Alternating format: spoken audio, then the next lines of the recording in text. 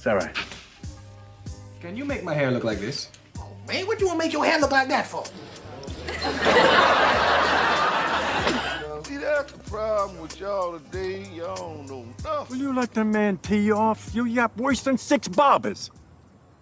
Welcome back, everyone, to the Your Barber podcast. I am Matt Belot, your host, aka Matty Blades. This is episode 5 of the Your Barber podcast. I have a very special guest with me today. Let me jump right in, my man. We got my guy Terry, Superior's very own Terry Beasley. I don't know if you want people to know your last name. Welcome in, my man. How's it going? Pleasure to be here. Going, my man. Let me fade out this music before Gary Clark rips us apart or something. How you been, man? How you been?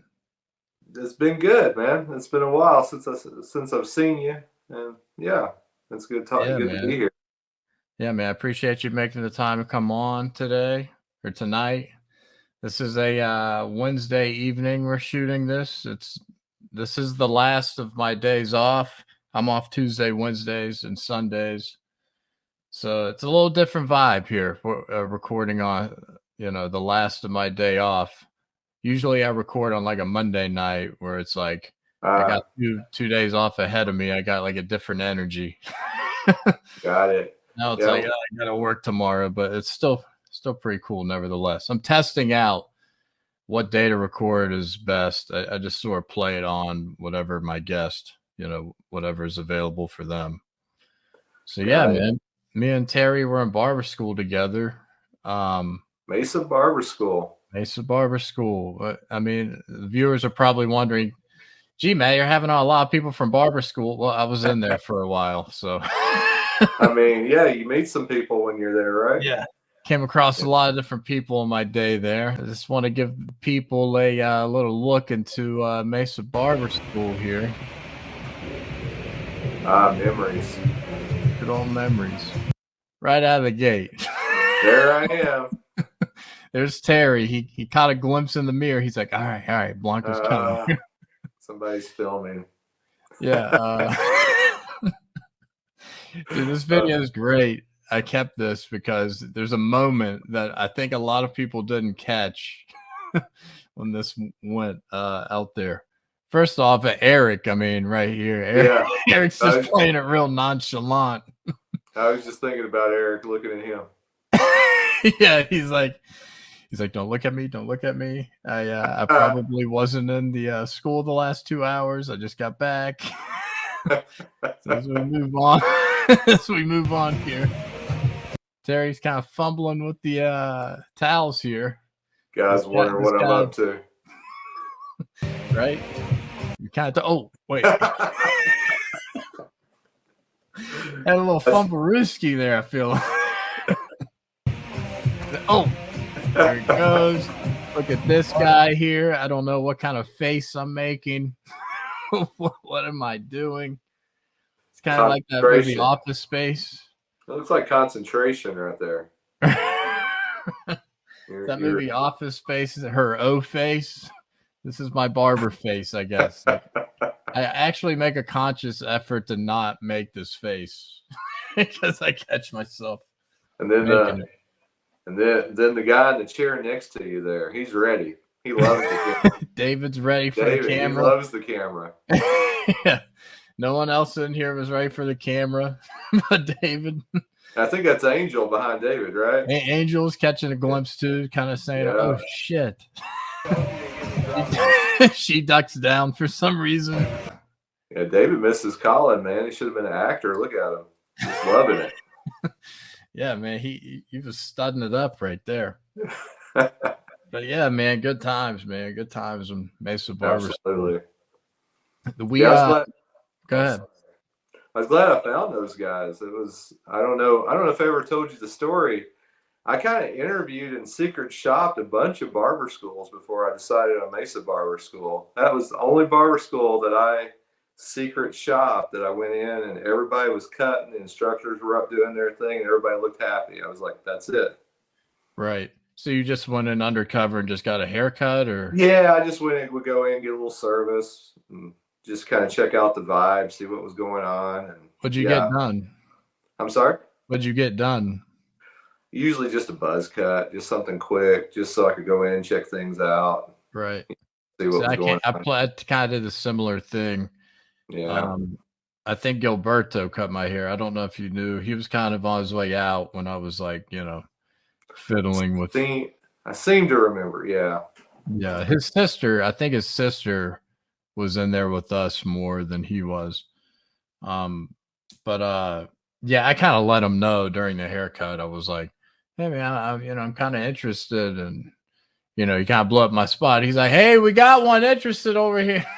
So, I don't know if that was a good idea or not at the time, but so you played it pretty low key in there. You hopped in and. Well, I never even I didn't do that at Mesa Barber School. I just kind of walked in because the rest there was several I walked into. There was just didn't seem like nothing going on. Oh, really? Yeah. And when I walked into Mesa Barber School, I was like, what? This is it. This is right here. You could just tell. I used to be a teacher, you could tell the vibe. The vibe was good. People were learning stuff. Oh, yeah, man. Yeah. Yeah. It was a gem. It was really a hidden gem, the school, man. I always told people, you want a pretty good haircut for a cheap price. I mean, it's a school, but, they're not going to let you leave looking ridiculous by any means. Yeah, I talk them up all the time. I tell everybody. Same. Yeah. Same thing with the spot next door, the restaurant, Carne Asada Grill. I mean, whew. Oh yeah, man, that place I really miss. Good food. Yeah, absolutely. So before we hop into Terry's background real quick, I just want to kind of get into my opening segment here called Just an Observation. Just an observation in the barbershop, Terry. Go back to your days in a larger setting with multiple chairs. Is there, you always got the music pumping, people cutting and everything. It's a nice vibe. Then the internet goes out. Bop. It's dead silence. All of a sudden you hear yourself breathing. Like, oh man, not this. I get out my really loud fade masters. I got two masters. Yeah, I got two cordless masters. One's the golden with the taper blade, and one's the silver with the fade blade. Got it. Without the fade blade, man, it's just sounds horrific. It's like lawnmower. Yeah, it's real bad. So sometimes my coworkers break my balls a little bit. They're just like, "Are those your clippers?" I'm like, "Yeah." I'm like, "They're great for beards. They're great for freehanding stuff. That's basically all I use them for these days." But I might whip through a haircut real fast, if I'm, doing a skin fade and I kind of know it takes to them a little better. Sometimes those flat, fade blades, they'll jab people. Certain types. So, the pores and stuff sometimes. Yeah. I have to be careful with them a little bit.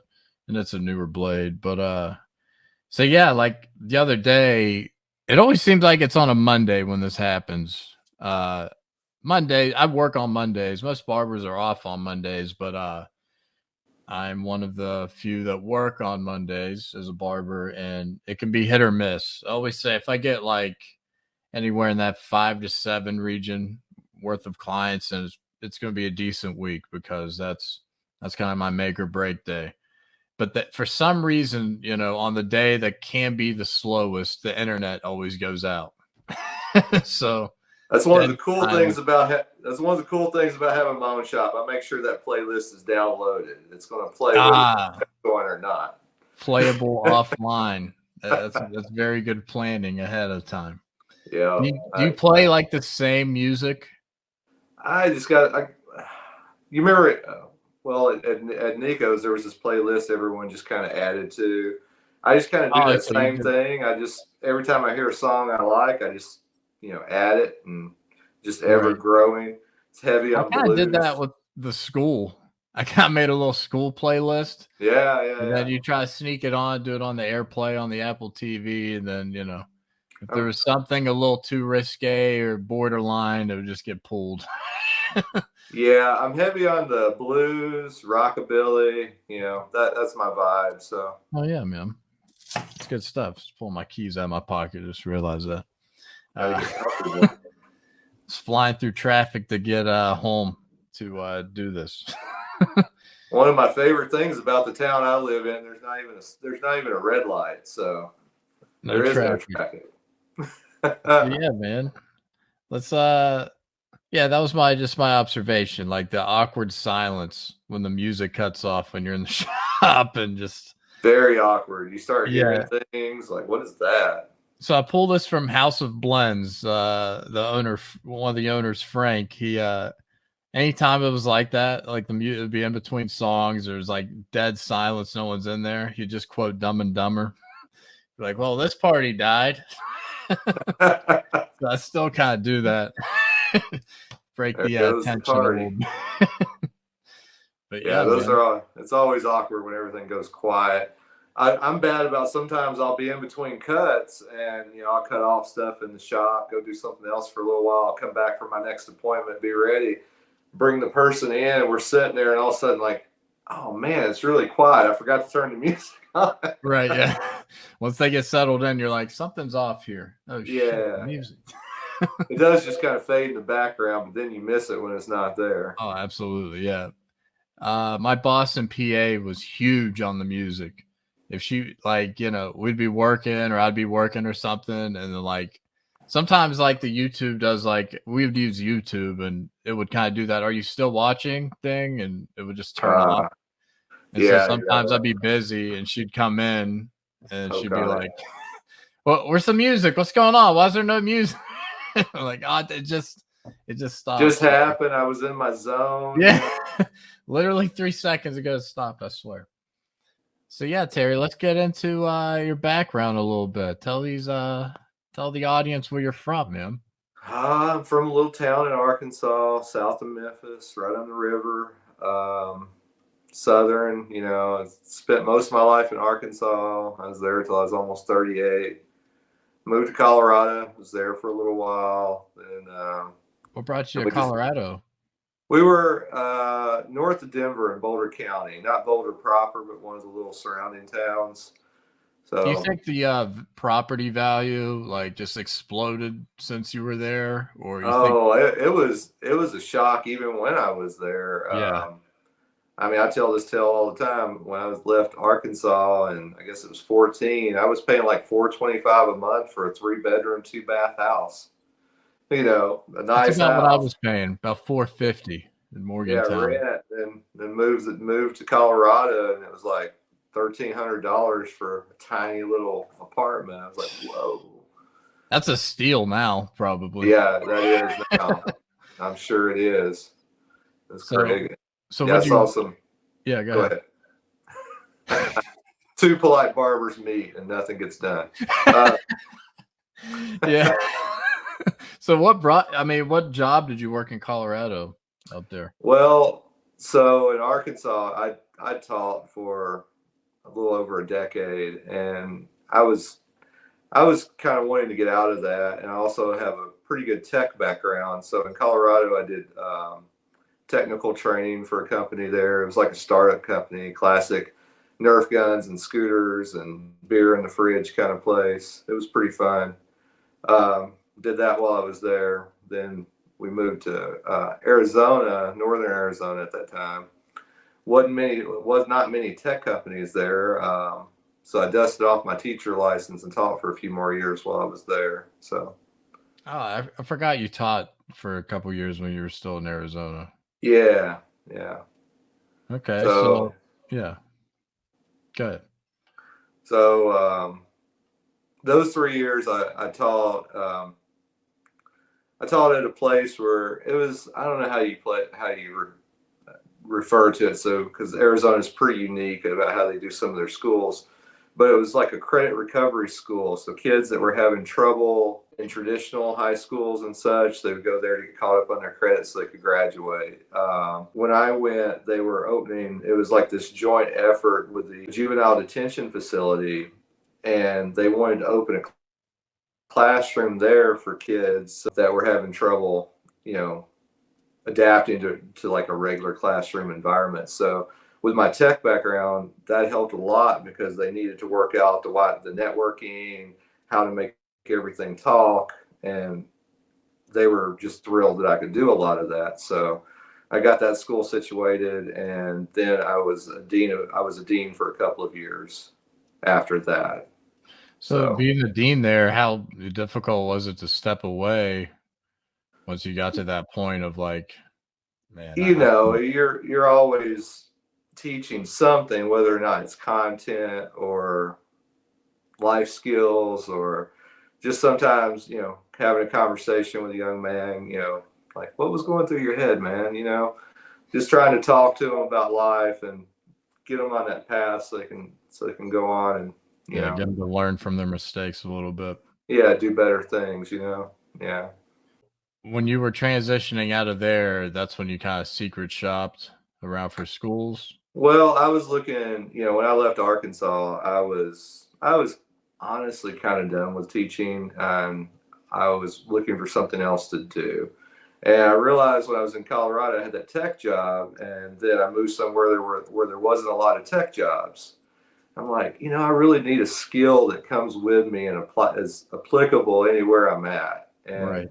I really wanted to learn a trade, but I was also conscious of my age. I was 40 plus then, and I didn't know what it would be like being the new guy at a construction site. You know what I mean? At my age, so I was like, okay, what's a trade that you can do as you get older?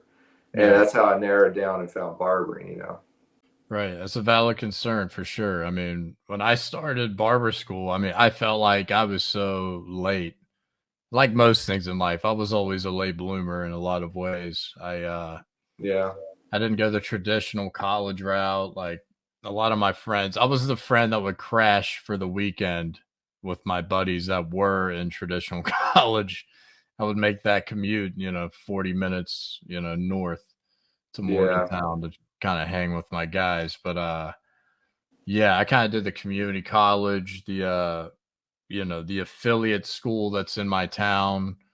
I would commute to like the actual campus, on rare occasions. But yeah, man, I always just felt like I was like, man, like, yeah, this isn't what my friends are doing, and it's kind of embarrassing that it's this way. But the further and further you get away from high school, you start to realize no one gives a shit. Like, it's not that big of a deal. Yeah. At the end of the day, you got to carve your path out and worry about you and stop, getting distracted with what your friends are doing or what anyone's going to think of, your process. So, yeah, it was actually that first year I was still teaching in that classroom. I was looking for speakers that would come motivate the kids and stuff. Actually, a guy came in and he was a barber. He'd been in the military and such, and he came in. He was, talking about his job and his life and everything. And I'm pretty sure that was that aha, like, ooh, that's interesting. It just went from there. Yeah.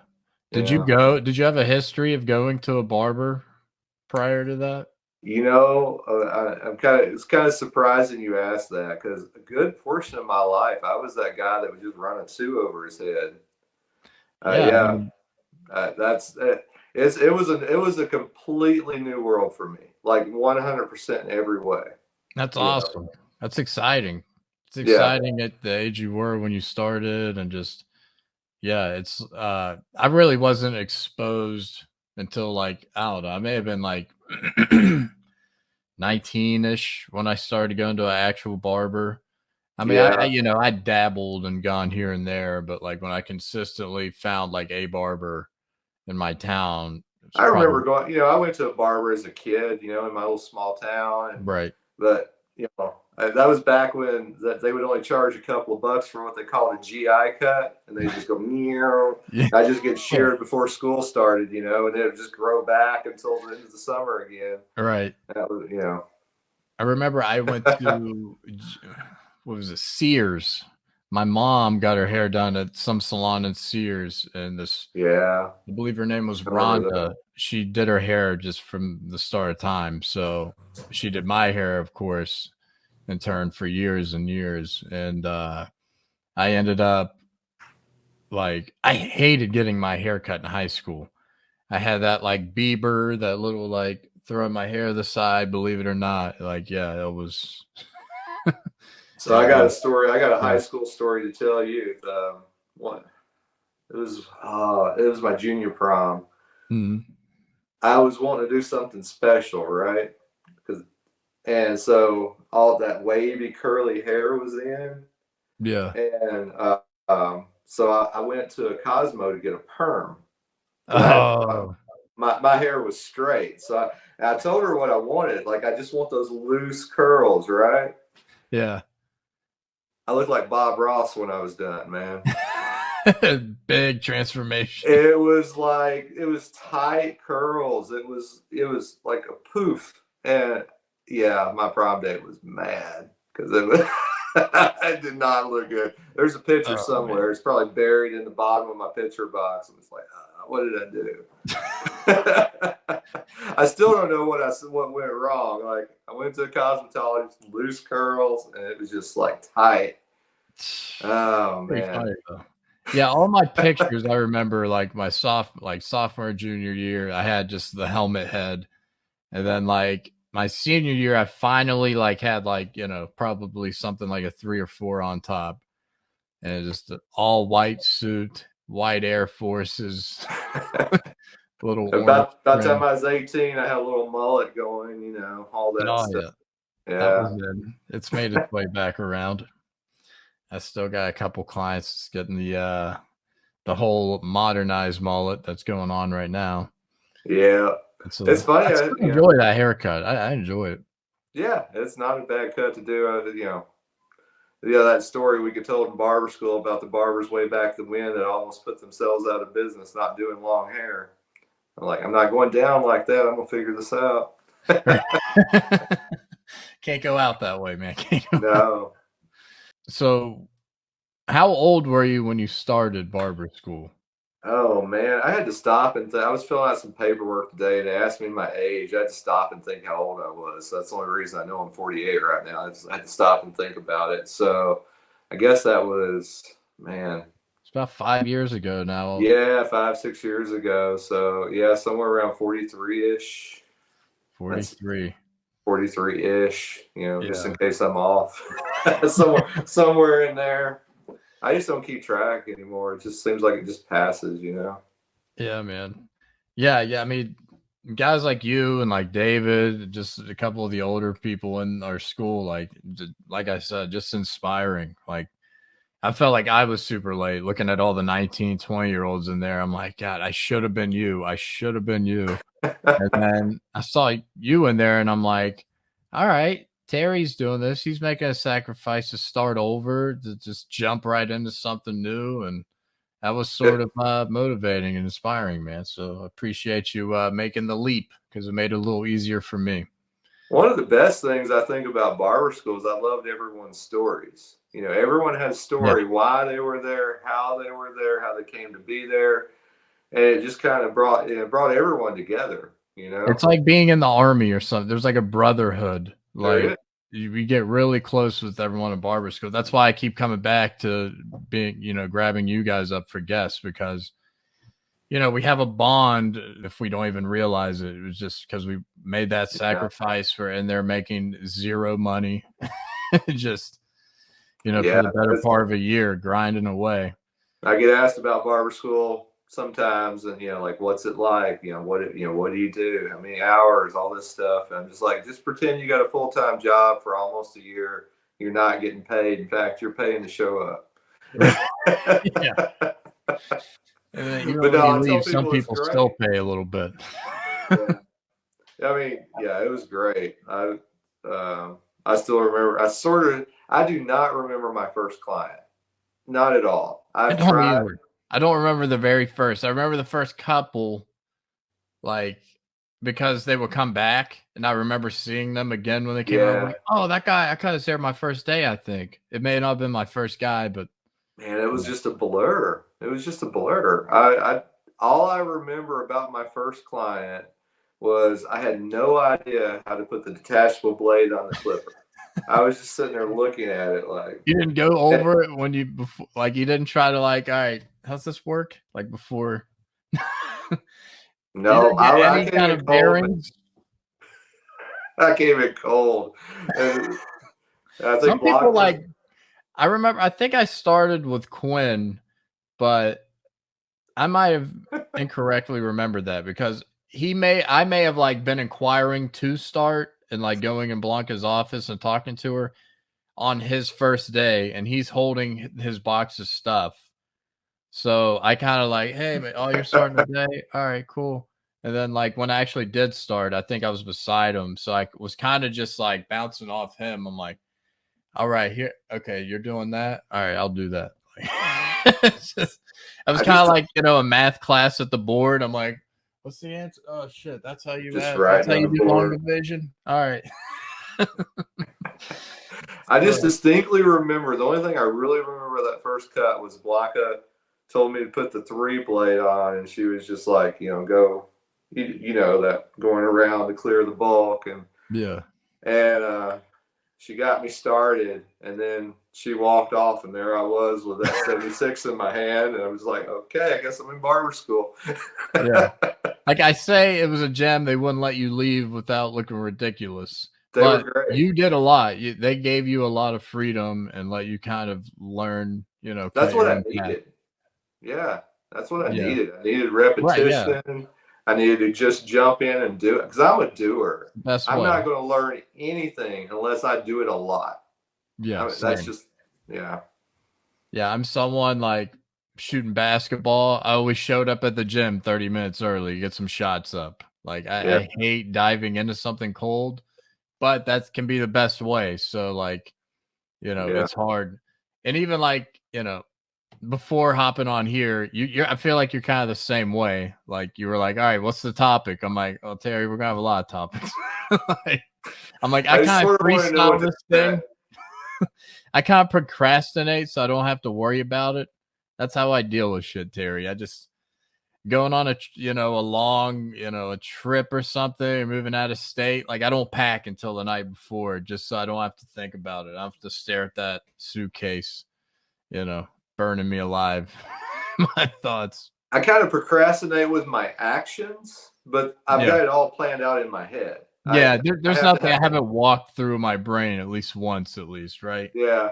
Yeah, I'm kind of the same way with that. My actions are very, very similar to you. It's the night before, maybe the morning of, depending.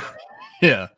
Just like my wife always is like, you haven't started. I'm like, babe, I've gone over it a couple times, but I don't even want to.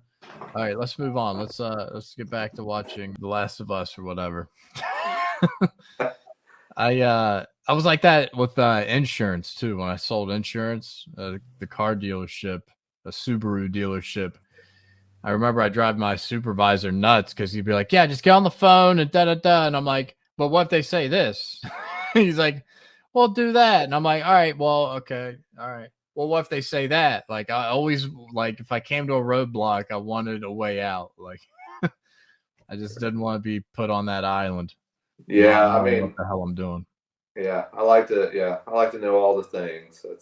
Have that in common with you. No doubt, man. No doubt. So, I mean, we kind of touched on it already, but how were you able to kind of play catch up starting your barber career later than most? Like, what were some of the things that kind of expedited that process to getting up to speed a little bit?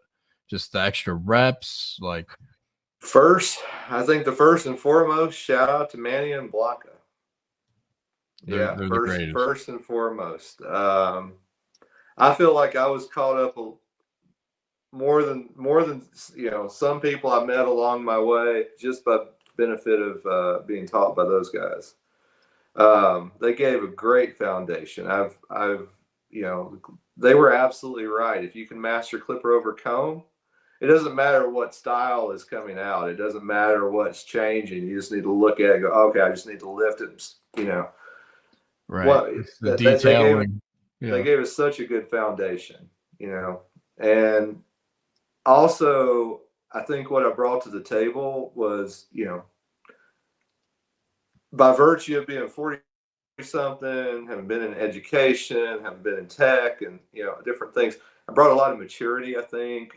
You know, I'm where I say I'm going to be when I say I'm going to be there, you know, that kind of thing. I think there's some memes going around, right? Like, I don't know what percent they throw to it, but it's like, I'll see a meme. 90% of life is just showing up, you know, just being there when you say you're going to be there, doing what you say you're going to do. And, you know, I think I'm really good at customer service. That's one thing I feel like you know, being older and this being a second career, I had to take it seriously. You know, there wasn't, you know, there wasn't any doubt in my mind that I could do it. It's just I needed to do it. And you made it so that like you didn't want, you know, there was no other options. Like, yeah, that was kind of my thing. Like, I wanted to be a barber so long.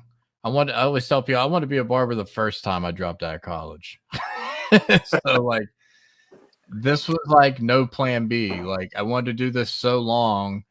And that was one of the most horrifying things once I finally got, you know, once it was real, once I finally, you know, made the deposit or got rolling, got my tools. I was like, oh my God, what if I hate this? What if I get rolling? And because I've worked so many jobs in my life, it's very rare I hold on to one longer than a year. Like, I just grow out of stuff easy. Like, I get bored of it. And it's because it wasn't my passion. It's like, how passionate can you get about fucking, you know, working security in a parking lot for a football game? Like, I guess other things I did to play catch up, you know, I mean, all of us are, you know, watching videos online, trying to, you know, catch techniques, that kind of stuff. The stuff away from the shop. Yeah, near the end of barber school, I was lucky. The shop I admired, they let me come hang out and watch, and they were teaching me things on mannequin heads outside of school, you know, that kind of stuff. I think I remember that. Yeah. I feel blessed that the shops I worked in, they all had a different vibe, different clientele. And I got a little, you know, I went from downtown Phoenix to North Scottsdale to Gilbert, you know, and just completely different vibe in every shop. And you know, my first shop, a lot of business guys in suits. My second shop, you know, I don't know who he was because I'm a barber that doesn't follow sports at all. Like, I know nothing about sports. And I was in North Scottsdale at the shop, and I was like, you know, the usual chit chat. What do you do for a living? He's like, I'm in the MLB. He said the team. I forgot already. And I was just like, cool, man. I said, I don't have a lot of questions for you. I'm not really in. You know, I just told him I'm not really into baseball, and he said, that's great. And he just sit back and relax. And they love that. I feel like they love that. If you treat them like just another person, that's all they want to be. They just want to blend in. They don't want to. You know, I was a little nervous. I come home and I told my wife, and she's like, well, who was it? And I'm like, I don't remember now. That was like three cuts into a 12-cut day, you know? Like, I don't know. Dude, I was talking to my boss one day. I got to cut the director of 2 Harry Potter movies. His name's David Yates. I cut his hair, and I couldn't remember his fucking name. Same. I was talking to my boss. I was like, yeah, they're making a new movie. It's called this. And oh my God, like, because I couldn't look back at my phone because his wife made the appointment for him. So I was like out. Like, I was just like, oh my, because I was getting like drilled that day. I was pretty busy. And I'm like, I cut I'm pretty sure I cut a big deal's hair, but I for the life of me can't remember his name. So my boss kind of did a little research on the movie he's doing, and he was like, was it this guy? I'm like, yep, that's him. That's him. Yeah, when I was downtown Phoenix, it was near some music venues. I'd get various artists come in, and you know.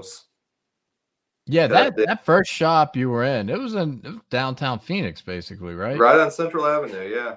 Yeah. That was a pretty popping spot. Yeah, and I've never, you know, had every place I've worked was great to me. So, and I think I took a little something from each shop, and that helped me along, you know. That no doubt. Yeah. Rewinding real quick back to barber school, you just made me think, like, you being older, you were like a mentor in a lot of ways. You were like a tool for Manny and Blanca to use in a lot of ways. You were just somewhat, you had that teaching background. As much as you wanted to just be another student, you weren't. You helped out in a lot of different ways. I remember when we were studying for our practical, you helped me out with just like like you made a study guide. And then after, I remember you wouldn't give it to me at first. You were like, once you get to a certain point of like your studies or I think we had to pass like our like certification, which is basically you had to pass every chapter in the book we had. Then after that, I don't remember all the conversations, but it was, I had made a lot of study material, and I was happy to share it. But also, I was always walking that fine line. Of course, I wanted to share it, and I did share it. Yeah. But I also knew if I shared it too early and too soon, then that would make it where you didn't engage. Semi-interfering, yeah. Yeah, you wouldn't engage with the content as much, and then Right. I wanted to give it to you when it was appropriate because you're cramming for the final for the state and all that. Yeah, it was this fine line. I didn't want people to think I was like hoarding stuff, but at the same time, I was trying to be helpful. No, you played it perfect. That was how it should have been played, and I appreciate that because I am not the test taker. I'm always horrific of taking tests, and I passed both of them in the first go. And we graduated together, so we took our practical, the actual haircut part of the exam in the same room. Do you remember? We had three of us. It was me, you, David, and I think Rajiv, who owns Nico's, was in there with us too, right? Man, that day was a blur. That was the That's all I remember. Who we were in was the practice. I don't think Eric was in there with us. He may have went round right before us, but that was. I like remember you were there. Yeah. Do you remember I didn't get a proper station that day? Like there were too many people. You got screwed. You got put. You got put in like the corner, in this tight ass corner. Because we've been taught like when you do X, sit this down and do this. So I'd practice. You're like, I got a bookshelf in my face. Like I'm having to walk around every time I pick up and put something down. I was sweating bullets, man. Oh man. I think I was right beside of David, if I'm not mistaken, or right near him. I was right beside someone from our school, so it just made it seem even more calming. One thing I remember though, those chairs it was a school, I think they picked up to take the exam.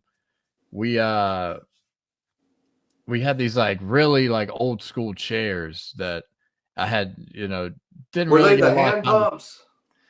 I think it was like a pull and twist to lock. It was something different, yeah. Yeah, it was something really odd. And I remember when it was time to do my shave or to lay back my client, I think I finished and I sat back up the client and I didn't lock the thing. And I turned around real quick and my client just goes, and I'm like, oh shit, I don't want to see that, right? Whoops. All right, we're fine, yeah. Yeah. The written test, I wasn't worried at all about that. That practical, man, I was just like, hands were shaking, sweat pouring off of me.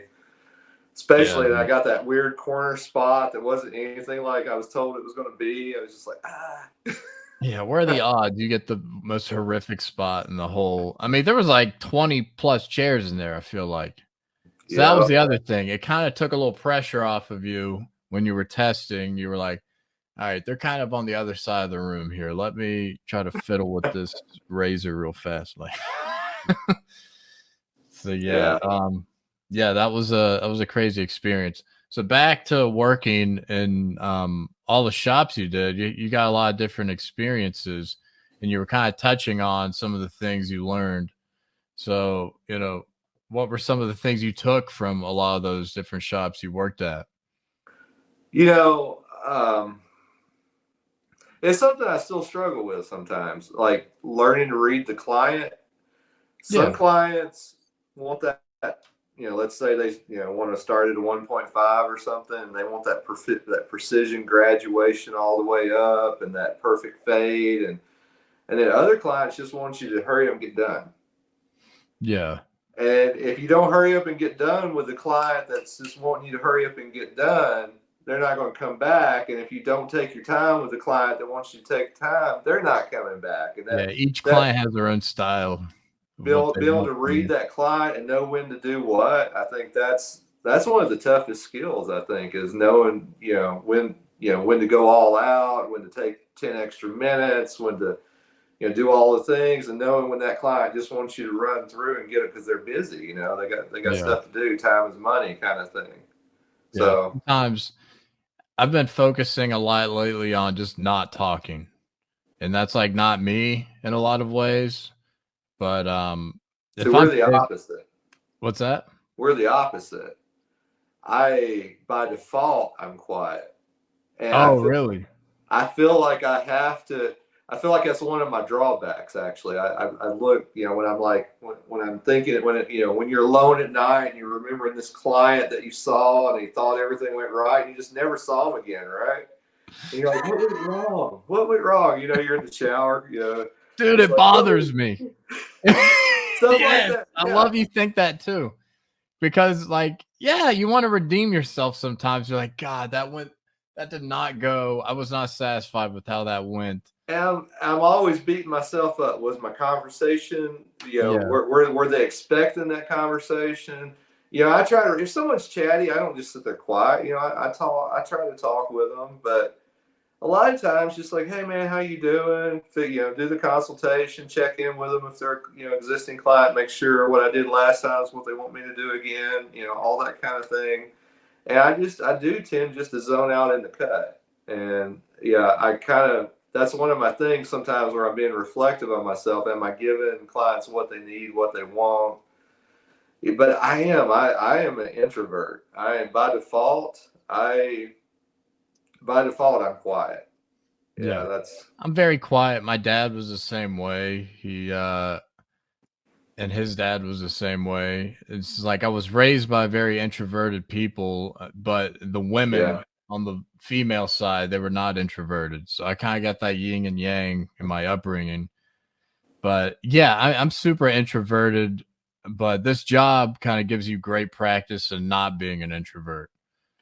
I'm getting better, obviously it's part of the job, obviously. And I know that, and I work on trying to be better all the time with that. Some of my clients have, been with me. A lot of people appreciate it. I was talking to my wife, when I cut her hair now, but when she used to go to a cosmetologist or something, she's like, I didn't like when people were chatty. I just that was just a time where I just wanted to close my eyes and relax and all that. So I guess if I nurture those people and, just if I just get a book full of quiet folks, that's great too. Yeah. You can't, it's both sides. You learn what people like here and there, and then you develop whatever clients that kind of cater to your style more too. And a lot of that's changed since I've been in this small town and running my shop, because a lot of things here, I'm passing out cards like, hey, I'm a barber, hit me up. Yeah, you're still in the growth phase for sure. You have to be a little bit outgoing. You have to put that effort out, and to me that's literally one of my biggest challenges, is just walking up to people, shaking hands. It's not that I don't want to, it's just that I'm it's outside my comfort zone sometimes. Same here. I when I was slow, we're in a very buzzing area, and I would just walk around the building when I first started, and I would hand out cards, and it's really not in my nature to just break in and start a conversation. So like I said, I'm kind of a catch-22, because earlier I said it's hard for me not to talk to a client. That's just to break the awkwardness. I want to break the ice right out of the gate. I don't want to But it's really a blessing too, because I'm connecting with people more. Other business owners in town are helping me out. I had a guy call me the other day from a business downtown, like, hey, I got this guy from out of town looking for a cut and shave. just that kind of stuff. And that's amazing when people do stuff like that for you, that's, yeah. So there's a great benefit to it. I got a little bit of that. I got a little bit of that experience in that smaller town of PA I lived in. It was just, my boss kind of knew everyone in the town, and, I really appreciate she sort of rallied the troops. It was, that's like that was a big chunk of my clientele, just like the local business owners, like the postmaster, the magistrate. Like I ended up getting all these like staples of the community in my chair, and it kind of just all worked itself out that way, especially when I was starting out. So I was super blessed and lucky to just for things to kind of take off for me in that town, because that's when I was kind of really developing my confidence and just, really elevating my game a lot. And yeah, you seem like you really took off. Obviously we follow each other on social media. That time you were in PA, I was just, when you're browsing at night, seeing your buddies, I was like, look at Matt. And, some of the stuff you're putting out, I was just like, go. Yeah. Oh, yeah, man, I appreciate that. One of the things they did, they put me in the local paper there. We just got a little ad in the paper for me. And that, I'm on the front page of the paper back there. It's hanging on my shop wall. I was gonna say, do that. That's because that's in a smaller town. They probably hold that paper near and dear. Yeah. So that's cool, man. So how many shops did you work in after school? So 1, 2. I'm just sitting there thinking 1, 2, 3. I'm really, there are 3 major shops. I had a little stint at 1 or 2 places. Nothing was wrong other than, the vibe didn't work out for me. But 3 major shops I spent any significant amount of time in. And like when I worked at Nico's, I worked at a couple of different locations. I worked at their Mesa location, their Gilbert location, that kind of thing. So, yeah. Did you work at a Floyd's or something at one point? That was the North Scottsdale. Okay. Yeah. So what was that like? They had like a different structure to their business, right? Yeah, they had a lot of stuff going on because there were cosmetologists and barbers. So you would see, people coming in, people getting hair color, different services. So they block off whatever services you did offer. So I just, haircuts, shaves, beards for me. But some people you made it. They customized it to you. Right. They didn't try to make you do stuff you weren't comfortable doing. It wasn't booth rental. Yeah. Go ahead. Sorry, I didn't hear you. It wasn't booth rental. No, it was an employee situation. Okay, so you're on W-2. Yeah. But it wasn't any kind of the subscription shit or anything like that, right? No. It was. I've been seeing a lot of places do that. Like, No, it wasn't subscription. Like you're talking about, like where they pay like $50 a month or $100 a month and come in and get it cut as much as they want. Yeah. No, nothing like that. No, it was traditional. Yeah. I always wonder how the hell that works for those businesses. Like how the employees get paid. Like they can't be making that much money in that. Like, I actually haven't, to my knowledge, talked to anyone that's worked in one of those places. So that's why I was wondering if you did that short stint you were there or not, because I was I was thinking of that the other day, and then I remembered, I'm like, I think Terry worked in like a Floyd's that may have done that, but no, so they didn't do that. No, it was like, a base, commission structure, all that. So it worked out pretty well, actually. I had an opportunity at Nico's, and it was more of a completely, regular schedule, all that kind of stuff. So. Oh yeah, man. Yeah. Oh yeah. You got a lot of different experience. Kind of got to see a bunch of different types of clientele, and that kind of makes you understand what direction you want to go with it. So dive in a couple more questions here. What's your ideal haircut? If you had to just mold your clientele to a, ideal style throughout the whole day. It changed, man. That it's changed over time because when I first started, I was like, oh, I was very critical of my fades for a while. You know, I was just constantly working on getting my fades better and better and better. It's a large part of our region. So that was the haircut.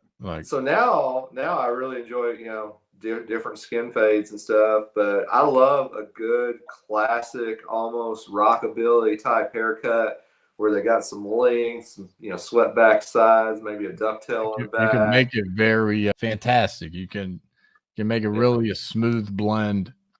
Yeah, I like doing shear work. Yeah. I love head shaves. I love doing shaves now. I feel like I've came a long way with my shaving skills. So Terry, you're bald, right? You shaved your head. I shave it. I'm gonna keep my hat on right now because it needs some maintenance. I'm like the car mechanic right now. I'm like the car mechanic with the car leaking, working on everyone else's cars. You know. Right? Yeah. No doubt. Well, the beard looks great. You look like you got the beard, you know, kept. Yeah, I try to keep that going. That's it. But yeah, I take it off once a week or so. Yeah, we all tried different styles in school too. Like, you know, I had the hard part comb over for the longest. I tried everything. You caught me during that period of time. My wife was wanting me to grow my hair out. I always kept my hair pretty short, no longer than a 2 really. But she was wanting to see me do a side part and everything. And I was telling her, you know, most guys go bald toward the crown. Yeah. I'm going bald front and center. So I'm really light, like right in the middle of the front. Yeah. And that hair is just wispy and you can't do anything with it. You know, it's just a mess. And I grew it out. You know, my barber license still has that picture on. Occasionally customers look at it and they start laughing. Oh, yeah, the license picture. Yeah. Let me go back to my passport picture. I'm like, holy shit, I have a hairline. This looks great. And that was that haircut. That was that first haircut I got at Mesa Barber School to talk to him. And I ended up taking my passport picture like a week later that, you know, same week. So yeah, I grew it out for a while. I started lightening up in the upper crown area there. That was a wrap for me. Like, you ever go like to a grocery store and they got the security cameras going to the self-checkout? And you're looking up. And you look at, you're like, who the hell is that guy? Holy shit, that's me. Oh my God. How long has my hair been like this? And the lighting is horrible and everything's horrible. Yeah. That's the way yeah. It's not very helpful, that lighting either. Yeah, I try not to look at those cameras. They're evil. Yeah. I'm like, oh, this guy's got a similar shirt. Oh shit, that's me. Oh my God. So yeah, during exactly what you're talking shut down, the quarantine and everything, I had a long slick back to try to cover it up. But it was like I have a cowlick that sort of wraps like left to right on my head. And just that slick back, once it hung over that part, it was just always like messy and just wouldn't, you know, lay great. So yeah, that's kind of my last stand with hair. But yeah, man. So when it comes to services, what do you think your favorite service is to do? Straight razor shave, all the way. Straight razor shave. My guy had a feeling. I'm shaving my beard today.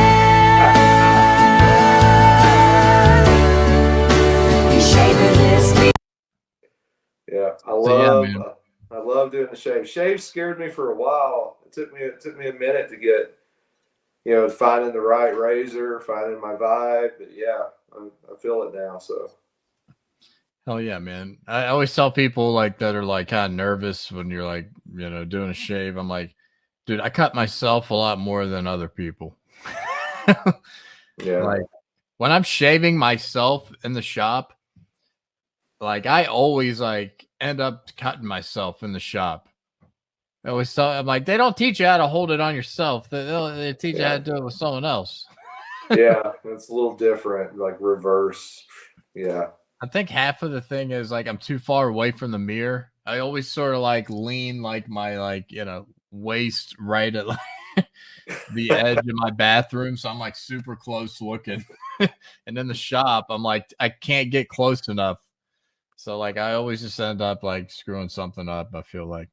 Yeah, kept watching shave after shave after shave, looking at people that were like, wet shave masters, and just, just kept refining, trying different things, different blend, different One tools. thing I kind of picked up from one of my coworkers, I do a lot now, especially if I'm doing like one of our flagship like executive services. I always leave a hot towel wrapped around the neck, even when I'm doing the top part of his beard. Yeah. It's sort of like really relaxing to just have that kind of like a scarf or something wrapped around. So I feel like it keeps them comfortable and really relaxed because they're laying down for a while, and it keeps those hairs really soft and hot. Yeah, it's fun. I don't know why I think it's so fun, but it's just after a while you get to know, you can see the grain of the hair, you know which way to go, and getting a good vibe doing it. And I've changed a little bit. I really enjoy using like a Japanese straight razor now. So that's the straight is not articulating. It's just one handle blade. Oh yeah. Yeah. I mean that might work well in a lot of ways, I would think. I mean, for me as well. That's really my favorite tool to use. So like one of the things in my shop when I first started, like a beard trim, like a combo service with our, whatever regular haircut, signature haircut service you get. And when it came to like hair on the neck, we were supposed to just use the shaver and not use the straight razor unless they booked like a signature shave or the executive, then they get the razor on the neck. But I always still I just put the razor on the neck because I feel like for me it's gonna like waste less time because for some reason I can never it's too time consuming for me to get the hair down with the trimmer first and then go over with the shaver. I'm like, why not just wet it all up, towel them real fast, and just shave it? Yeah. I do the same thing. Yeah, I always shave the neck unless the customer doesn't want me to for whatever reason. But yeah, exactly. It's a case by case with that. But yeah, it's just like I just feel like I could do it faster. Like it's gonna turn out better. Like so, and more pleasant too. Yeah. Yeah. No doubt. Yeah, that the shaver can kind of get a little too abrasive sometimes. My favorite service is I love doing big beards now, man. That's a close like yours. Fake redo this conversation. It's a consultation and a smasters. They sound like buzzsaws. Here's my buzzsaw masters I was talking about earlier. I would try squeezing a haircut before work sometimes. It was like when I did this content, I show realized up with like a fresh fade. You're not going to get your client to talk a lot when you're doing his beard. Yeah, it doesn't lend itself to talking. Ironically, I usually start talking during a beard trim. I'm like, what am I doing? Shut up. Yeah, I find myself doing that shit a ton too. I'm like, yeah, start talking. All right, let me do your mustache real fast. Yeah. It's just interesting because your beard, it's got a lot of wave to it. I feel like if you could just maybe train it. Oh, yeah. This guy, he's trying to grow out his mustache for a while and get the kind of curl thing to like blend in with his beard.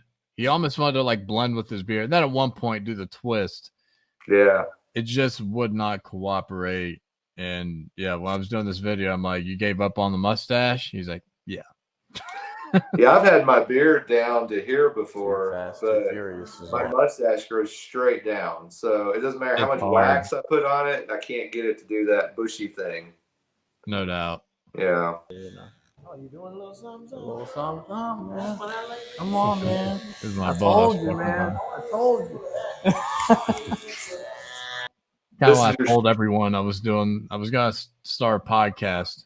I was one of these people. I was going to do it, Terry. I just wasn't going to talk about it.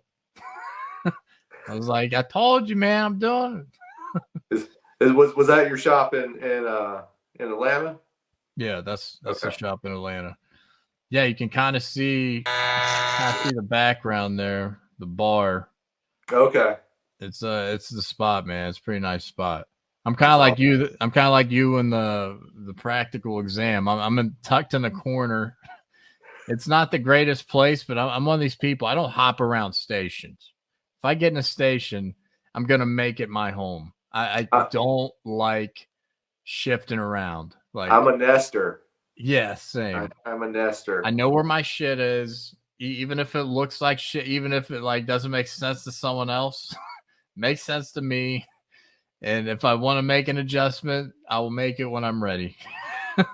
Yeah, I've been asked before, and like, would I cut hair at such and such thing? I'm just like, yeah, I can't. House calls. Yeah, like the house call situations is an interesting thing, but like if I move a station, like my blow dryer's on the wrong side, you're grabbing wrong. Smooth. I like everything to be one motion. Even during that video, I think I may have sent you something. When I'm rocking him back, he lifted his head up when his head was already on the headrest. I'm like, I'm about to rock you back, and he sits up. And I was so hung up over the fact that it was like 3 motions for him to lay back. And I'm like, dude, this is normally so much smoother. And if there's something I have to deviate, I just get so like irked about that for some reason. You get a new blow dryer, you don't know how the thing turns on, or like you're like, I'm still getting used to this. I'm still kind of unsmooth. I'm a creature of habit myself. Yeah, I absolutely. And speaking of blow dryers, somebody let me use. Have you ever used a handle-less blow dryer?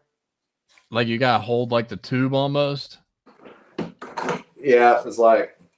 Oh. I will never go back. I can't outwork a blow dryer with a handle anymore. Really? Like, yeah, I'll hit somebody in the head if it's got a handle on it. I would hit someone in the head with the handle-less. Yeah. I'm really I have the habit of buying like just not expensive blow dryers. Like if I get a year and a half out of it, it was a good run. Like there's only a couple of manufacturers for the handleless ones, so yeah, I'm stuck. I got used to it. I'm gonna get one. I'm gonna get a nice one. I'm just waiting for a good reason, because I feel like mine's powerful enough. I know its capabilities. I know everything's real smooth with it.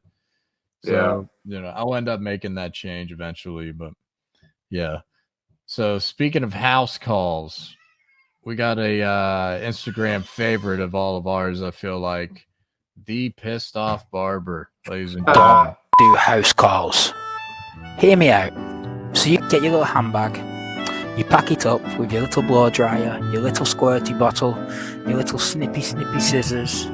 You get it all in your little car and you drive on over to your favourite client's house and you're like, hey guys, I'm here to do your haircut. And then you go in and you, like a little wet lettuce, you cut his hair while he's sat on the toilet, no lighting, back's killing you. You probably clean the hair up as well, and he gives you an extra few bucks. And then you write in your bio, house calls, $100, you're a loser. Hey, can I come to your house? Shut the hell up. I think I missed that one. That was pretty good. Yeah, a lot of barbers really wear that as a badge of honor. Their house call price.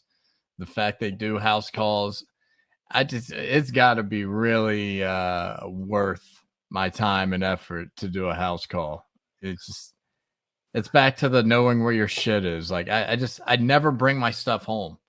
That's all my clients. I use all the broken, shitty clippers that I've phased out of my arsenal. That's what I use on me in my house. Yeah, I've yet to do a house call. I haven't been asked as of yet to do one. There's some limited reasons I might consider one, but none of them would be because I'm trying to charge $100. It might be to help someone out or something that's in a bad spot or something like that.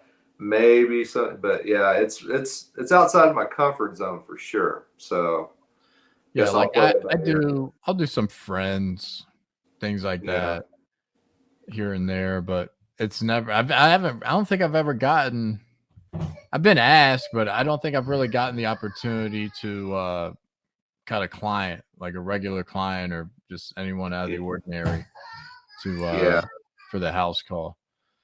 But it had to be compelling, and it had to be something I wanted to do to be helpful more than, I'm not trying to go chase clout over it or anything. Like going back to what we were just talking about with cutting friends and things like that. So what makes you more nervous, cutting a celebrity's hair or a fellow barber or even a friend or maybe a family member you haven't cut before? What do you think about what makes you a little more antsy or a little more like just doing shit out of the ordinary? That's like, why am I doing this? Like, why am I even overthinking this? It used to little things used to bother me that don't bother me anymore. I noticed this a few years like what? I used to reflect. I was reflecting the other week on some things that have changed with me.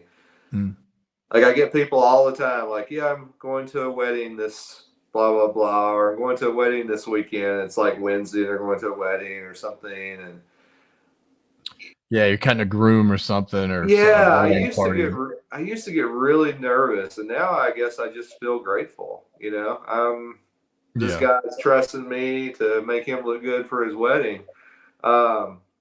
Honestly, I don't get too nervous anymore unless it's something really out of the ordinary. It's got to be something.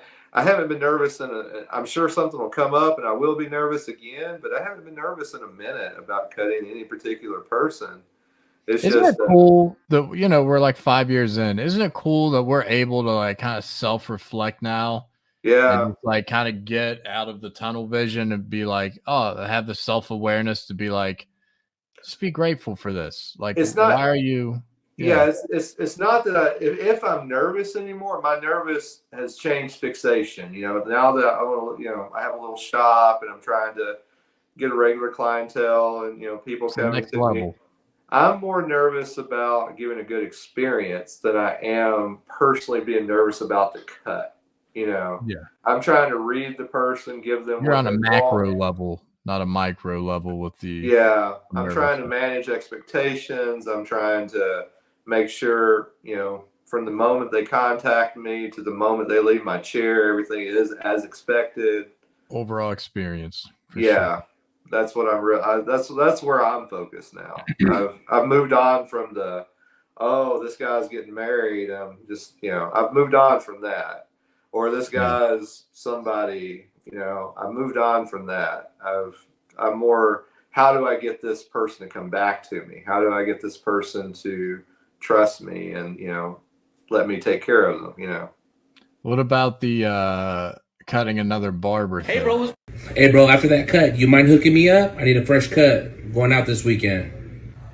Yeah bro, I got you. I'll get you next, bro. See, in the back of your head right there, you're like, oh shit, all right, yeah, that's cool, I got you. Oh, you want a low fade in a lineup? I got you. You gonna look fresh. 5 minutes later. I know I'm a barber, but he's a barber. But I'm a barber, but he's a barber. What did he ask me?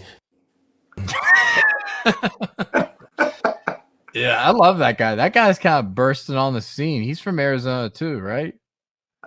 I don't know where he is. He's from Arizona somewhere. I think I saw that, yeah. I'm like, yeah, he's been all over my feed lately. He's got a lot of good content. I've seen him too. I need to make sure I hit a follow next time I see it, because I see him randomly just scrolling. I don't know him, but I've definitely. Yeah, he's connected in our network. That's why we see him often. Yeah, cut another barber.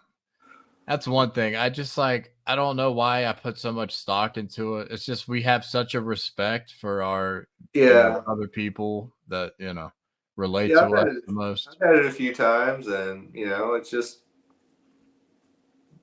I figure, I don't know how to put it plainly. I figure they've seen what I do and they trust me, so it's all good.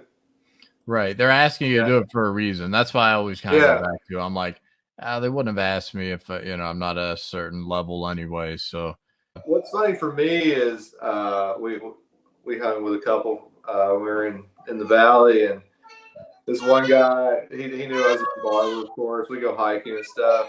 every now and then it'd come up. He's like, I got my guy. And I'm like, dude, I'm not here to sell you. You got your guy. Good.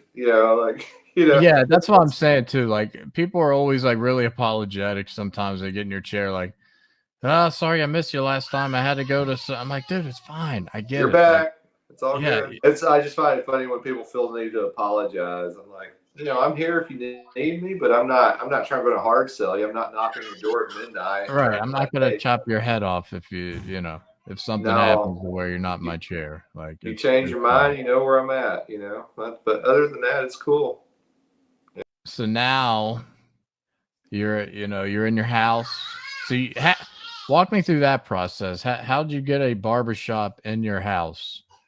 It sounds like a strenuous thing. It's something that's super convenient and a very cool vibe. Well, so of course I wanted everything to be, I am, with the barber board, the city, all the things. So red tape. Board, as far as I understand, as far as my experience was, they're just looking for what's in the statutes, at least here in Arizona. So if you provide the sink, no farther than so many feet from the station, you have all the tools you're supposed to have, the station, the drawers, they're good. That part is not a problem. Every municipality has different rules about it, though. So individual cities may allow, disallow, that have variances, that kind of thing. And that's where it's really just kind of luck of where you live and what the rules are about having it in your home. I feel blessed because it's in the town code that I can do this. And, once I got the permit, because my house, I'm not zoned commercial, but they have it in the code that you can have a permit to do it. There's certain things, like one of my challenges as far as growing is I'm not supposed to post exterior signage, for instance. So unless you roll right up on, and my shop entrance is not on a busy street. I'm not downtown. You have to come find me, right? And so when you roll right up to my place, you can see the barber pole inside the window. It's not outside, it's inside. You can't put a barber pole outside of your house.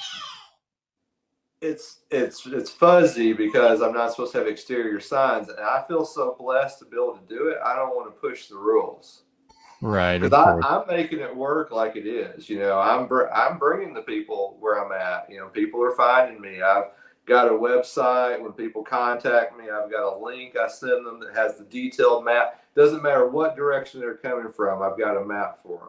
I've got detailed directions to my door.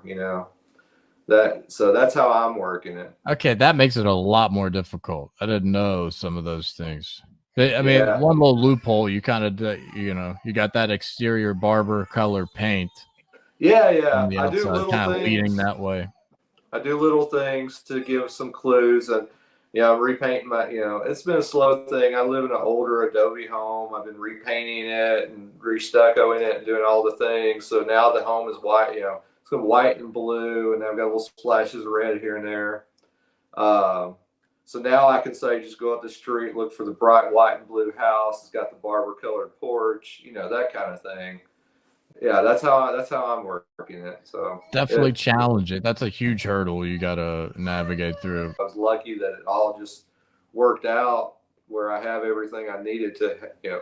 Nobody's walking through my living area. It's totally shut off from the rest of the house. It's as if it's, So I get asked all the times, like, so do you rent this space? I'm like, no, I live up front. I feel like I've done that good of a job where it's separated from the house itself in my living area. So yeah, man, you got to do what you got to do at the end of the day too. It's a tough adjustment for sure. So just talk about, other hurdles. I mean, talk about retaining some clients. What are some key factors that you kind of like a good baseline to just get people coming back? I know it's difficult in a smaller town. Maybe prices are a little higher than they're used to paying.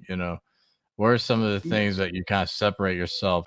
This is me, and I know that this does not work for everyone, and this may be just something you like that I'm into. I try to time it so that I've got enough time for the client, take care of whatever services they've booked, and I completely reset the shop in between clients. I try to make sure no one's ever walking in with a pile of hair on the floor. Make sure, cleanliness is on point, customer service is on point. I'm there when I say I'm going to be there, that kind of thing. Just consistency, that consistency in your actions, consistency in looking out for the client. I try to treat everybody that I put a clipper to exactly as if I would want to be treated if I trusted someone to do that with me. So that, I feel like that goes a long way. And then the tough part, that's its challenge in itself, doing all that. Then the tough part is mastering what that client wants and then being consistent about it each and every time. That goes a long way. That's one of the hardest things about returning clients. Like I get a lot of new clients, and sometimes it's maybe the third or fourth time coming back, and I'm still kind of working on what exactly they get. And once I get rolling for some of them, then it clicks with me. I remember, but for me, it can be very difficult. I have an online booking system. I just make detailed notes. When someone leaves, I'm sitting there with a voice transcription, 1.5 mid, I'm just like, I need to do that more. I've been telling myself I'm going to do that, and I find myself still not doing it. Like at the beginning, I'm like, I got to make note of this. And then by the end, I'm like, all right, it's done. I have to. Yeah, I need to do that. You're going to do, yeah.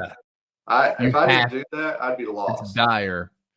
It's dire to get those people coming back because there's only so many of them. But yeah, I think the online booking systems are great, because especially you can make the notes and you can, make yourself reminders. Sometimes I put things we talked about in the notes just so I can refresh myself who this guy is, what he does. Yeah. That kind of thing. So I got a booking app question here. First off, what booking apps do you use? I use Square because I'm a Square guy. Well, for a one-chair shop, unless I want to pay for some features I'm currently not using anyway, it's free. I don't pay anything for it. It's the best app to get the overall, like, the value of it. Here's where the roadblock always comes with booking apps, especially if you're doing a free one or a free version.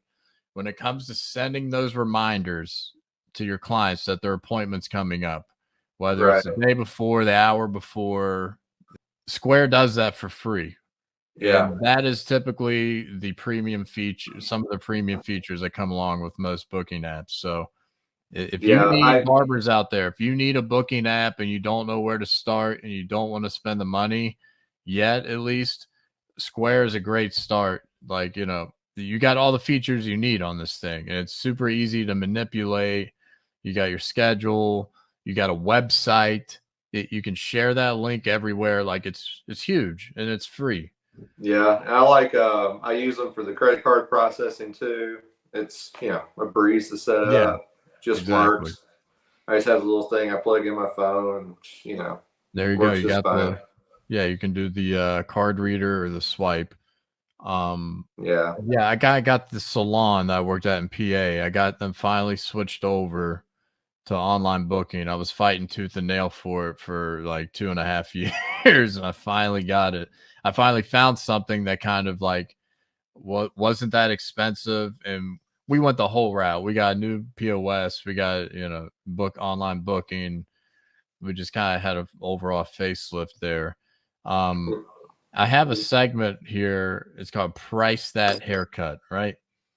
And some of the, I'm doing my reconnaissance here, looking at different barbers and kind of choosing which ones are good candidates for this segment. And I always go to look what they're charging for the haircut. And, I click on their Instagram, their link in the bio, and a lot of them, it's like, okay, I got to sign up or I got to download an app.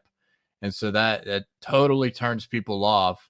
It definitely, diverts me another direction when I'm, just looking to do this short research. Yeah, and, I feel like with a lot of guys, it's enough of a hurdle to get the booking in the first place. And if you put that other hurdle of having to download an app on top of that, it's just hard to close the that's deal. my opinion, but yeah. 100%. Only issue with Square.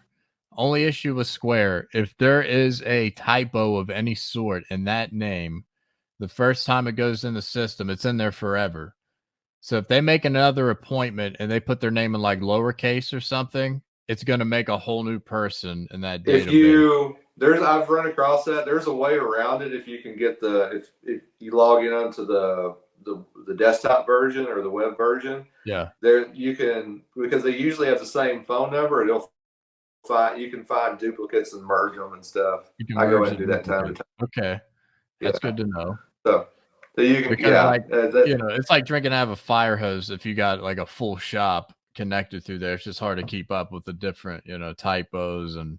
Yeah, anytime I start noticing, because when someone calls me, because I have a separate phone line for my shop, when someone calls me, that's another thing I do. I'm making sure I type down when I have a client so their name comes up so I know they're an existing client, or maybe this is a new client because there's no name. So I'm making sure I'm creating those contacts as well in the phone. But when someone calls me, I can see the number and I'll just type it into Square. If I'm not familiar with them, or if I've only cut them once or twice, I'll go type that number into Square. And if I see two things pop up, I know there's a duplicate. So right. And then I'll just go and do some maintenance. It's the greatest tool. Yeah. Is there anything better than just like waking up and like getting a few texts like, there you go, I got a couple new appointments. That's just great. Goes to work for you. It's the working smarter than harder thing. Yeah, I get some people, like, why are you doing appointments? I just want to walk in. I'm just, I usually tell people, I just tell them straight that, if I'm having a slow day, the shop's in my home, I want to go do some work on my house, or I want to do something else, or it's a whole nother element. Yeah, I can do something else during that time. I'm not just sitting here staring at the door. And I try to make it easy for guys that aren't don't want to go online. On my card, I'm just like, call me, and I'll just put the appointment in for them. Yeah, that's what I did too. I mean, you can always call, and then I'll call, text for you. That's one thing. I won't answer the phone when I'm cutting hair, though. No matter, unless it's like my wife and it's an emergency. Like right. I tell everybody, I'm just kind of old fashioned. I don't believe in being back behind you trying to cut your hair, talking on the phone. So just leave me a voicemail. I will call you back in between clients, that kind of thing. Yeah, that was a constant struggle at the salon, like the salon phone, whether it was for anyone, people calling. If you're the only one there, sometimes it's like you got no choice. You got to answer it when you're with the client. So the nice thing, I use this app. I don't know if you're familiar with it, Sideline. It lets you have a second number on your phone.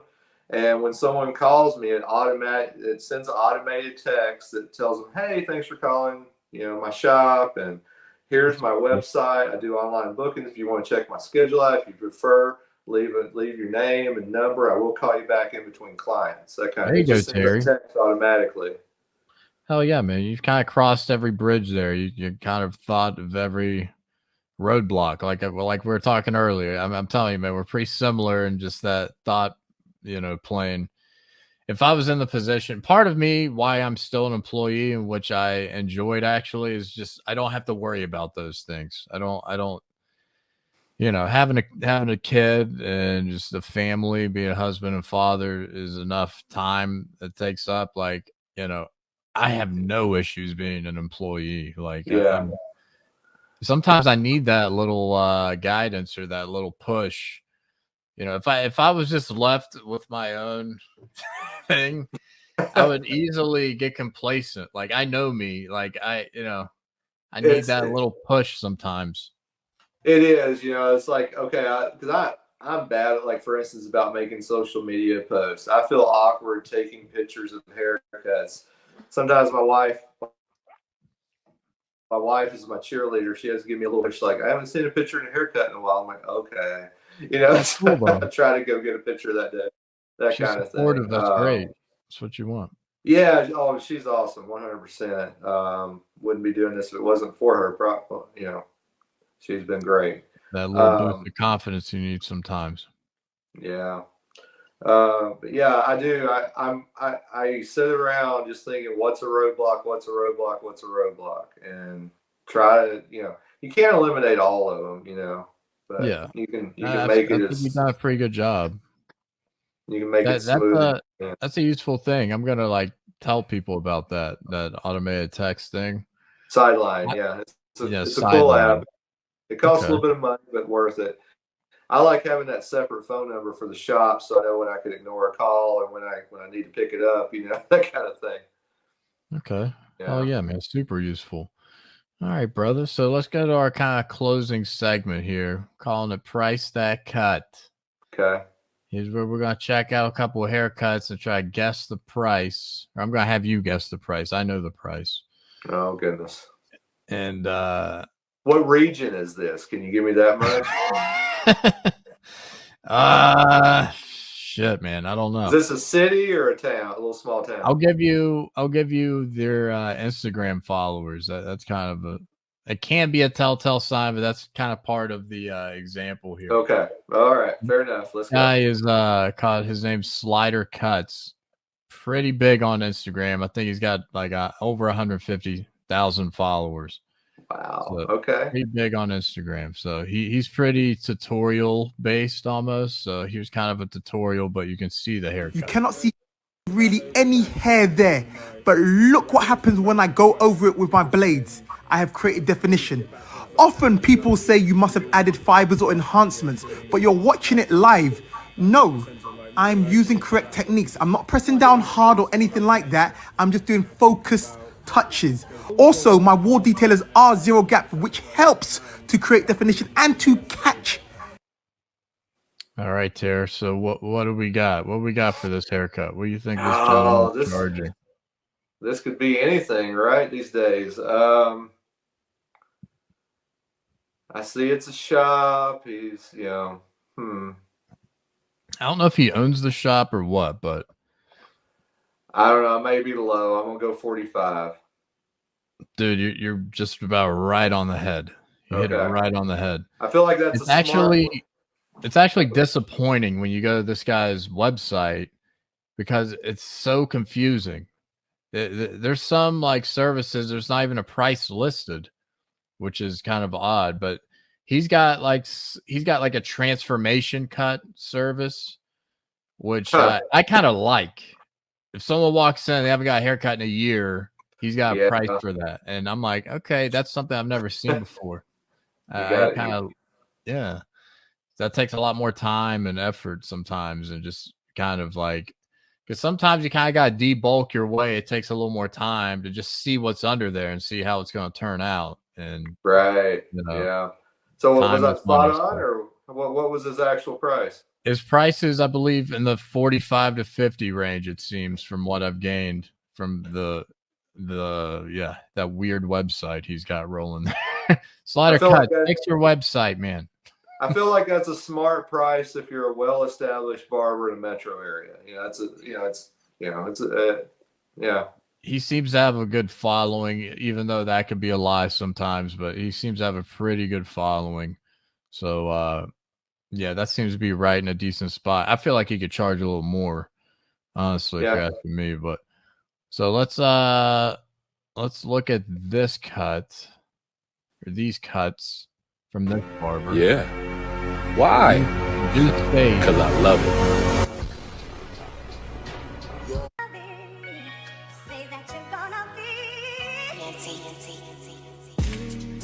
Seems to be doing a lot of tapers, things like that. There we go. What do you think this guy's charging for his haircut? Seems like a pretty good cut. Pretty symmetrical on the lineup, too. This guy's got, I think, 50,000 followers on Instagram. I just want to go back to that almost same price. It's like, I feel like that's a good place to be. Yeah. So this guy, he must have, I don't know if it's the area or whatever, but this guy is charging $25 for this haircut. Okay. In my head, I was going, this could be anywhere from 25 to 60.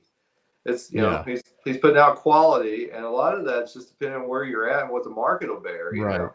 Demographics must call for that price point, because it's kind of surprising to me. Because I mean, 25. I mean, geez. Of course, he's got house calls 100 on his website. Yeah. So I had that range in my head. I was just thinking 25 to 60, but it's just so hard to narrow down if you don't know where someone's at. No doubt. The enhancements that he hid. I don't know how he kept that shape.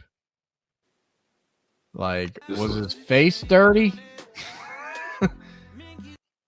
Perhaps that right there looks like there's some sort of a light enhancement, but it could have just been a good razor work and just right hairs are there for him. So I don't know, but back to the haircut. What are we thinking? This haircut? What's this guy charging? This kid has, what's his name? Ty Glizzy. This guy's got 1,000 followers, just 1,000. That's kind of my territory on Instagram. I wish I had 1,000. Let's see. I'm gonna go out on a limb. $32.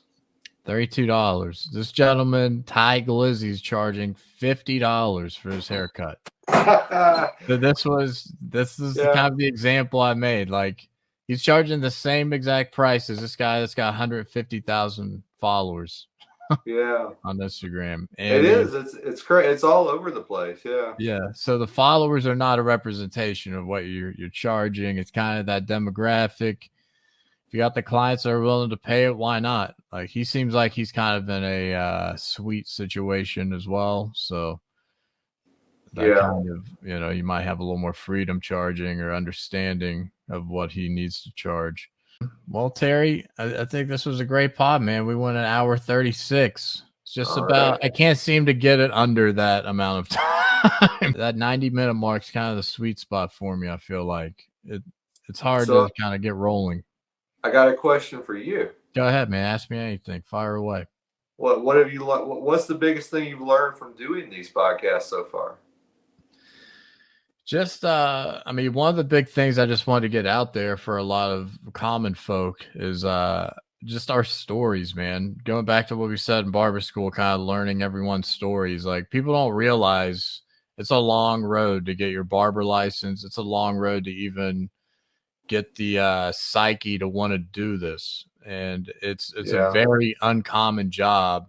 It's one of the most rewarding and great jobs, and I'm so glad I pushed forward and did it, because it was a long battle and road. And I just wanted to, like, first and foremost, share the barber I have on story, because it's very unique to every person, everyone's situation, super unique. So that's one thing I've learned for sure. Just, different things about people that I already, had a baseline of knowing, but just getting different people's opinions and views are big. This thing, I always said, like, I'm more the kind of guy that's behind the camera, not in front of the camera. So I'm sort of learning some things about myself too, doing this. And, I'm getting a lot better at doing these, a lot more, like, less nervous and just, free flowing. That's why I said I like to freestyle this as much as I can. I like having everything to kind of pick from and know what I want to do, but sometimes I might not use it. There was a ton of shit. We started going long, and I was like, shit, I haven't even gotten into half of the stuff I wanted to get into. So that's kind of the way it's been going. Cut. Okay. Yeah, that's kind of the way it's been going. I just, I go into these thinking that I'm going to run out of stuff to talk about, and then I look up and we're an hour 30 in. It's been a learning process. I just want to be consistent in putting these out, and just continue to honor that Sunday release date. I kind of do these a week ahead of time to just get ahead of whatever, guest hurdle, because I kind of shape it all towards their schedule. So did you work today? Today I went and I did not. I closed my books. Oh, you said you went to the Valley today. Yeah, I had to go get some old man tests done. Go doctor. There you go. Up all that stuff. So very important. Yeah, gotta do it. You how far away is that drive? How far is Superior from Phoenix?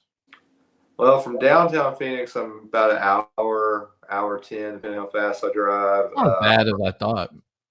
Yeah, from Queen Creek, AJ, Mesa. When I was driving back and forth to Gilbert to cut, it was like a 45-minute drive.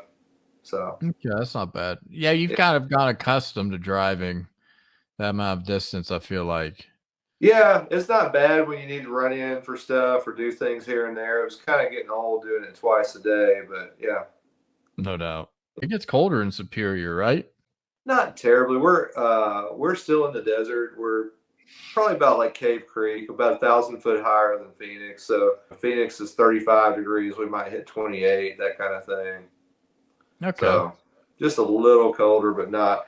Phoenix is 115. We're 110. It's it's too much variation there. Yeah. So what do you tell people to say Arizona? It's like, hey, you don't even sweat. I heard it's a dry heat out there, right? It's not that bad, right? Not like here in Atlanta. It's hot. You feel it. What do you tell people to say that? I grew up in Arkansas. I love the dry heat. This is, to me, 100. I would rather be 115 here than 90 where I'm from. You still sweat when it's 115? It just evaporates at least. And where I'm from, your shirt's soaking wet. Nothing's evaporating. It's just, I like the dry heat. Dude, I can sweat just talking. So like Arizona, I still sweat my ass off constantly. I'm like, I want to get where this thing came from. The best part for me, when I was in the South, I had horrible allergies. I'm talking horrible allergies. No allergies since I moved out west. That was 100% life improvement for me. Yeah, there's so many different great advantages to the climate in Arizona. Like you get used to the heat in year one. Like I always tell people, like 100 degrees during the summer, that's what it is at night. Like it's a blessing. Like you're just, oh, this is great. 100. I remember struggling to get 80 degrees in my house, and it being like, oh, this is good. 82. Now, the super part about being out here, there's no concrete. So even in the summer, if we hit 105, 110, we still cool down to like 75, 80 at night. Oh, that's really good. Yeah, that's the part that concrete sucks up the heat, and at night it's sort of just like it radiates it back. To ooze back out up, and you're just getting sandwiched with heat, kind of from the bottom end. It's pretty sweet out here at night. You can still go out, sit out, enjoy being outside, that kind of stuff. Yeah, I was on my Rocky Balboa shit. Always loved running outside, and I had to switch to the treadmill when I lived out there because I thought, I could go for a night run. Night runs will be fun out there, I think. And it was still hot. It was still so hot just from the ground. The concrete was hotter than anything. And I'm like, man, I'm melting to the concrete, right? I can't do this. So I had to switch to the treadmill. Same thing with pools. Everyone's got a pool in Arizona. You're like, a night swim would be nice. And it's just like, no, it's bath water. It just sucks all that up. I really like it out here. It's kind of like the best of both worlds. You get that. That's why I said desert. It cools off though. So. Hell yeah, man. Well, man, I won't hold you any longer. I appreciate you. We're going pretty late tonight. Thanks for making the time, man. Real quick, you want to go ahead and promote your shop real quick? Anything you want to promote? Well, if you find yourself, I guess, in Superior, Arizona or nearby and need a haircut, you can check me out at Superior Barber, and you'll find a link to my website and booking system and all the stuff there. So I'd love to take care of anyone. Yeah. Oh yeah, my man. Thanks for coming on. Go see Terry out there at Superior. Instagram's right there. Support my guy. Terry, you did great, my man. Thanks for coming on. We'll have you on again for sure. Thanks for having me, Matt. Thank you, my man. Appreciate you. Have a good rest of your night. Thanks.